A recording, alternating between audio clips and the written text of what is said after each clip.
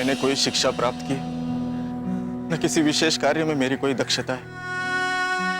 तुम्हारी और मेरी स्थिति में कोई अधिक फर्क नहीं है। मेरी बहुत सारी यादें जुड़ी हुई है इस डायरी से, जो अब लौट कर कभी वापस नहीं आएगी। ब्राह्मण तुम्हें रोकने की कोशिश करेंगे, ये बात तो मुझे पता थी सावित्री, पर खुद पेशवा तुम्हें रोकने आएगा, इस बात की कल्पना नहीं थी मुझे। छोटे मोटे कंगरों से कुछ फर्क नहीं पड़ता, समुद्र हो या नदी।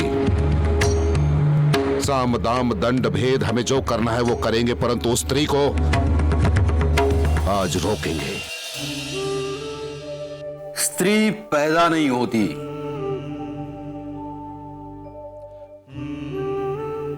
बल्कि बना दी जाती है। कितनी सटीक बात लिखी है सिमोन ने इस पुस्तक में। स्त्री पैदा नहीं होती, बल्कि बना दी जाती है। मतलब वो पैदा कुछ और होती है और ये समाज उसे कुछ और बना देता है। बिल्कुल सच कह रहे हैं आप काका। हमारी फैमिली में, हमारी सोसाइटी में किस तरह से लड़की को गढ़ा जाता है, बिना ये सोचे कि वो क्या चाहती है। कभी कभी मुझे लगता है कि हर लड़की में सावित्री बनने की क्षमता होती ही है। बस अंतर इतना है कि घर परिवार के दबाव को वो सावित्री की तरह सहन करती है या नहीं।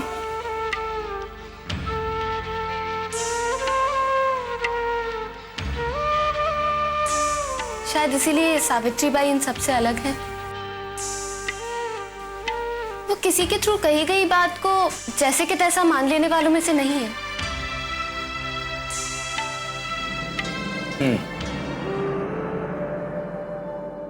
वो जहां तक संभव हो पाता था दूसरों द्वारा कही गई बातों को खुद परख कर देखती थी। हाँ, इसके बहुत सारे खतरे भी थे, लेकिन वो हर खतरे को उठाने के लिए तैयार रहती थी।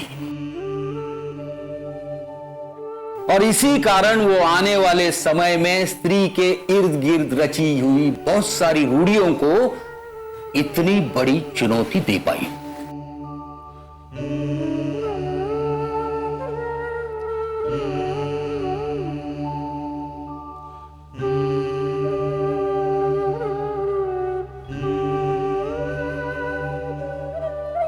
लेकिन सावित्री को सावित्री बनाने में ज्योतिबा का भी उतना ही बड़ा साथ था। सावित्री समाज को वो चुनौती कभी नहीं दे पाती अगर उसे ज्योतिबा का साथ न मिला होता।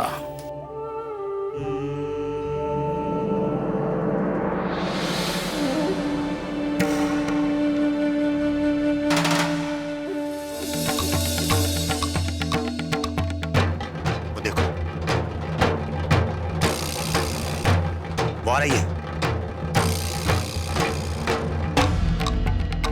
तैयार हो जाओ।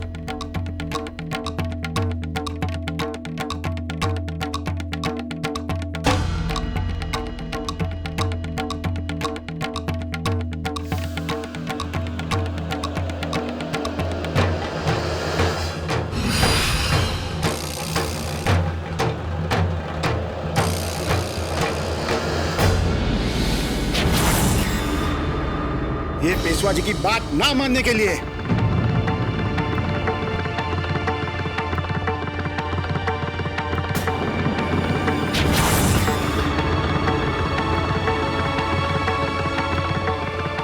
और ये हमारे धर्म के विरुद्ध जाकर लड़कियों को पढ़ाने के लिए। और याद रखना, कभी भी अकेले घर से बाहर कदम मत निकालना।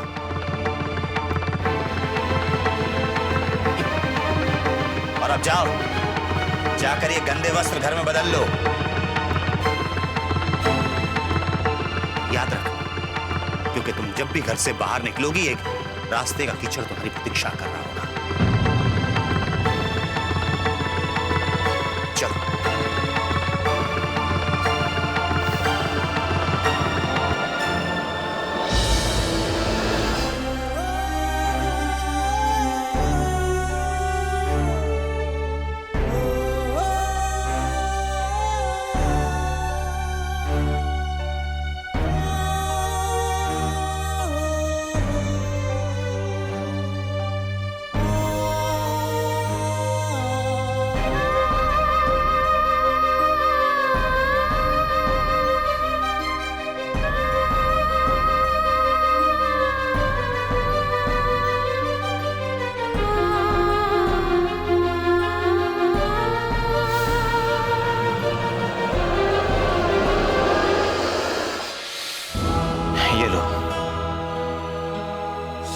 साड़ियाँ किस लिए?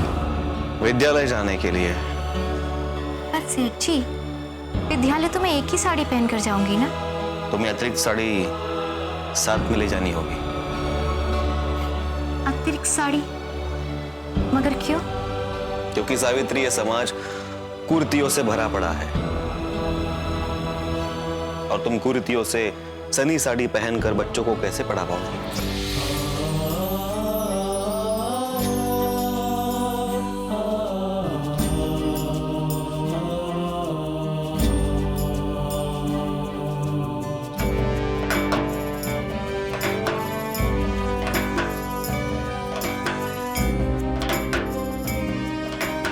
स्त्रियों को शिक्षित करने के लिए जो भी जरूरी होगा वो मैं करूंगी, मगर पेशवा को जीतने नहीं दूंगी।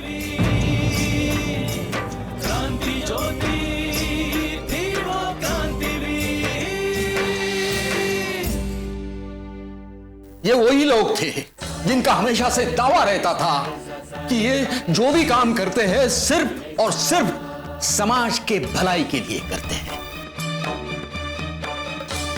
कोई इंसान इतना कैसे गिर सकता है?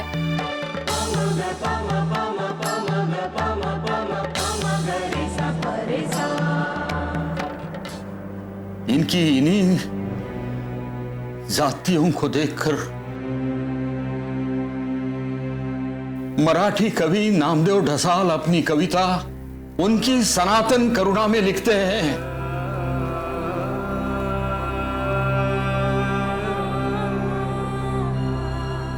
आदमियत पर घिन आ जाए इतना उन्होंने बना दिया था लाचार। झुलसी हुई आंतों में भरने के लिए मामूली सी मिट्टी तक नहीं बची थी। निकलने वाला न्यायी दिन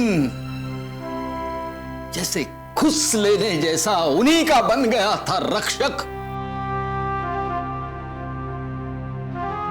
उनके उदार हाथों से हमारा कत्ल होता है तो अपनी सांसें भी नहीं थमती। आदमियत को घिन आ जाए इतना उन्होंने बना दिया है लाचार, इतना उन्होंने बना दिया है लाचार।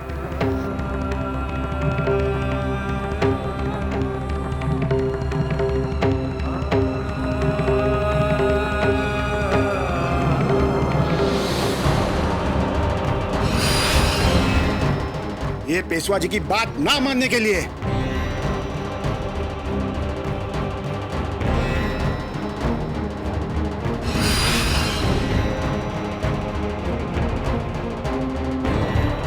और ये हमारे धर्म के विरुद्ध जाकर लड़कियों को पढ़ाने के लिए। और याद रखना, कभी भी अकेले घर से बाहर कदम मत निकालना।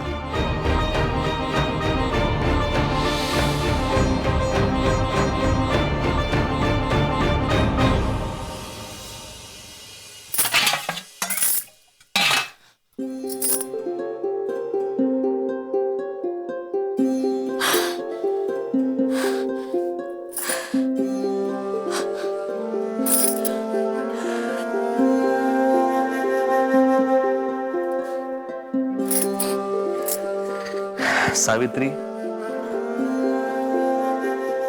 मुझे सेठ जी को ये बात नहीं बतानी चाहिए, नहीं तो वो व्यर्थ ही परेशान हो जाएंगे। सावित्री, क्या हुआ? इतनी घबराई हुई क्यों? अरे कुछ भी तो नहीं, आपको तो बस व्यर्थ ही आदत हो गई है मेरी चिंता करने की। तुम्हें बिल्कुल झूठ बोलना नहीं आता सावित्री, पकड़ी जाती हो, इसलिए झूठ मत बोलो। सच बताओ, क्या हुआ? अरे बोलो। आज जब मैं विद्यालय से लौट रही थी तो हाँ,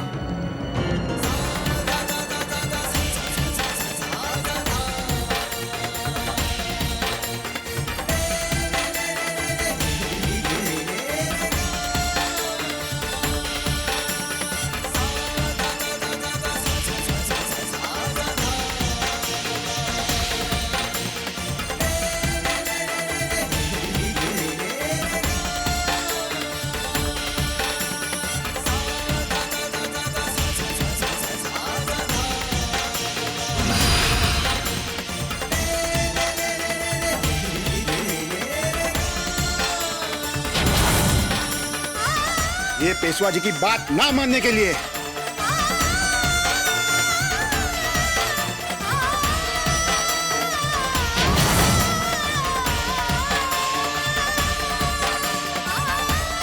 और ये हमारे धर्म के विरुद्ध जाकर लड़कियों को पढ़ाने के लिए। और याद रखना, कभी भी अकेले घर से बाहर कदम मत निकालना।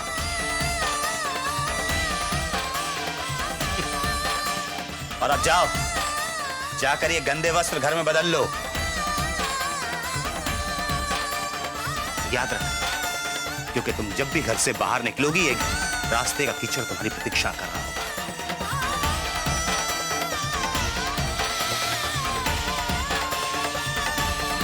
अच्छा, तो पेशवा का साम और दाम काम ना आया तो तीसरी नीति अपना रहा है तुम्हें शिक्षा पाने से रोकने के लिए। तीसरी नीति? हाँ सावित्री, साम दाम दंड भेद,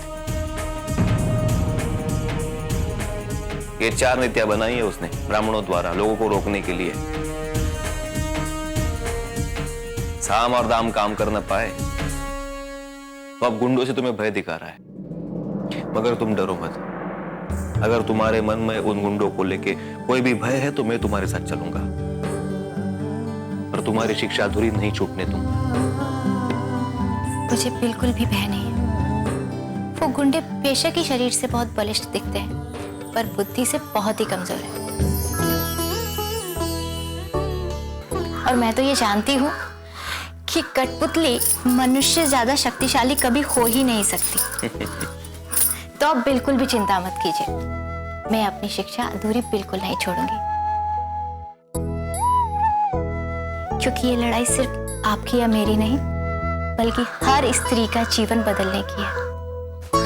सावित्री, मुझे तुमसे यही उम्मीद थी।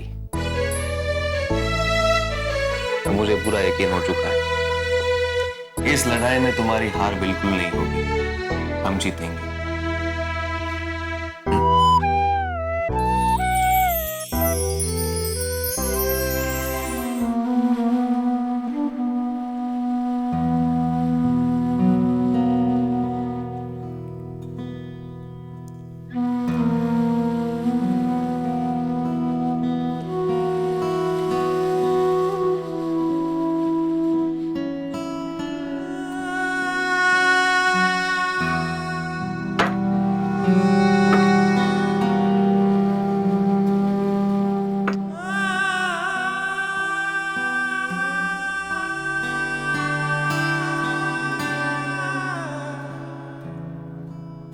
ज्योति, ज्योति, जी हो। कहाँ था अब तक? हाँ, वो इधर ही था बाबा, वो मित्रों के साथ था। मित्रों के साथ? जी बाबा। देख ज्योति, अब तेरी शादी हो चुकी, वो अकेला नहीं है। मित्रों का साथ छोड़कर कुछ उसका भी साथ निभा जिसके साथ तूने विवाह किया है। समझ रहा ना मैं तुझसे क्या कह रहा हूँ? जी बाबा। जी बाबा कहने से काम नहीं चलेगा। दिन भर मित्रों के साथ घूमता रहेगा तो सावित्री क्या सोचेगी तेरे बारे में कि किस मुल्के के साथ में मेरा लगन हुआ है, और एक तुम हो कि तुझसे तेरे मित्रों का साथ छूटता ही नहीं है। जी बाबा। हर बात पे क्या जी बाबा लगा रखा है। जा बाबा, जाके सावित्री का ख्याल रख जा। और एक मिनट, तेरे हाथ में क्या है? कुछ भी तो नहीं बाबा, देखो। दूसरा हाथ दिखा, दिखा।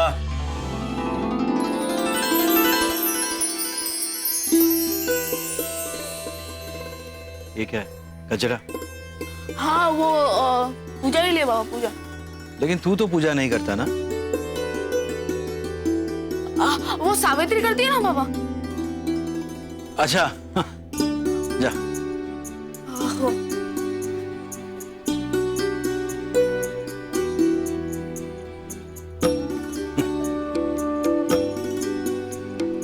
मैं व्यर्थ ही चिंता कर रहा था। शादी के बाद बच्चे अपनी गृहस्थी संभाल ही लेते। ज्योति,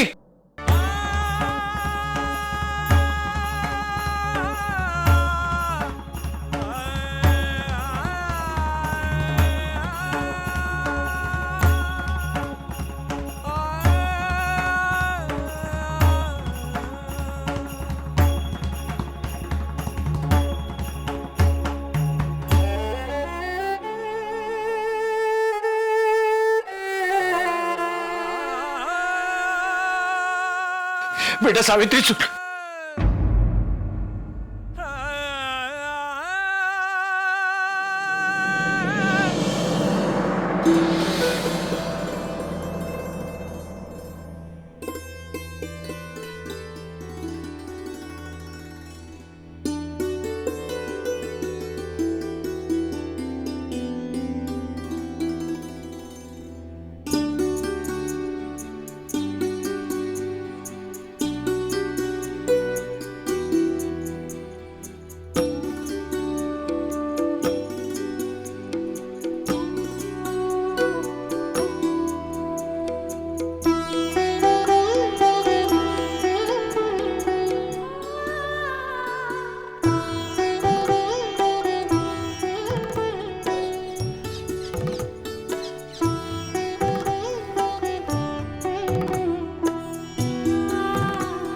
ज्योति, कब तक किताबों में अपना समय बर्बाद करता रहेगा? बहू से कुछ धर्म कर्म की बात भी सीख ले। कहीं ऐसा तो नहीं कि धर्म के ज्ञान को तू ज्ञान ही नहीं मानता? बाबा ज्ञान तो है, बिना ज्ञान के कोई किसी को ऐसे गुलाम तो नहीं कर सकता ना। ज्योति,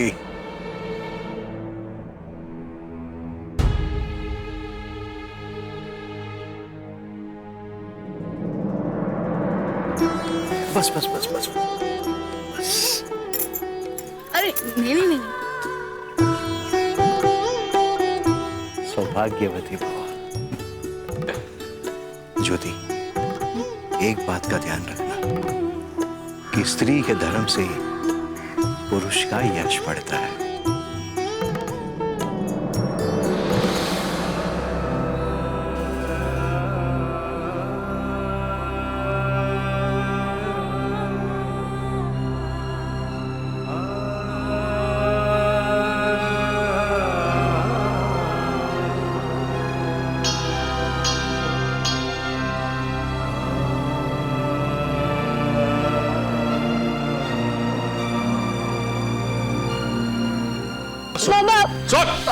छोड़ सांगे तो छोड़। बाबा बाबा चुप। बाबा बाबा बाबा बाबा बाबा बाबा बाबा राव दे, बाबा बाबा राव दे। सोड माना, सांगीताला सोड। बाबा सोड माना, सोड।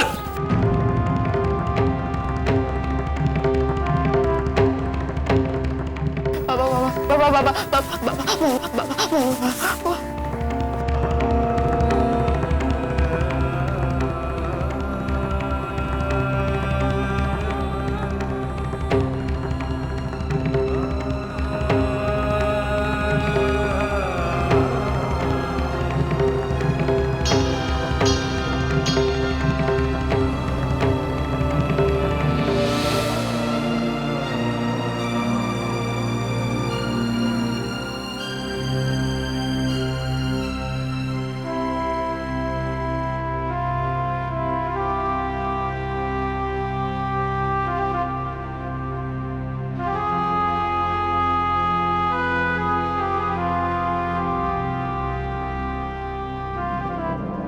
क्या बात है काका?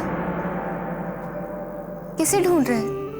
वो निधि 2 दिन से विद्यालय नहीं आई।